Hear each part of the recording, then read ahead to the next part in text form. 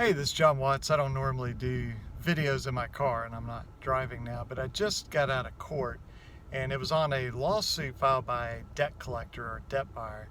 And so we had the trial today and we won. I just wanted to make this quick video to really emphasize a point that we've made before, but I just think it's so important, and that is to understand the difference between you owing a debt and the debt collector or the debt buyer actually owning that debt.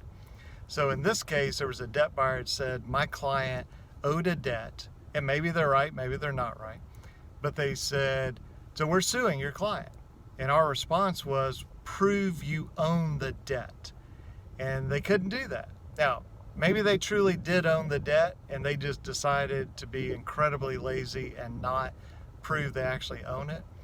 But regardless, the time for court came and they chose not to be able to prove that they actually own the debt. So I've used this example, it's kind of a silly example, but if I'm behind on my mortgage and you sue me, you say, well, John Watts is 6 months behind on his mortgage. And I go, yeah, that's right. And you go, okay, well, now I get the money. The judge says, well, now wait a minute. I mean, who are you? You're not his mortgage company.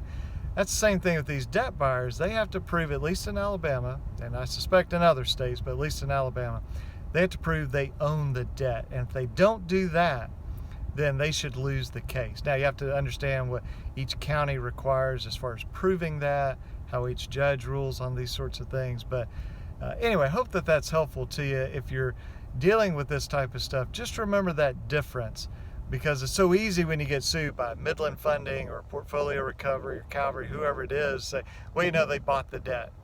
Well, how do you know that? Make them prove that before you decide that they actually bought your debt. So hope that's helpful. If you're in Alabama and want to get in touch with us, it's 205-879-2447 or alabamaconsumer.com. Hey, thanks for watching this video. Bye-bye.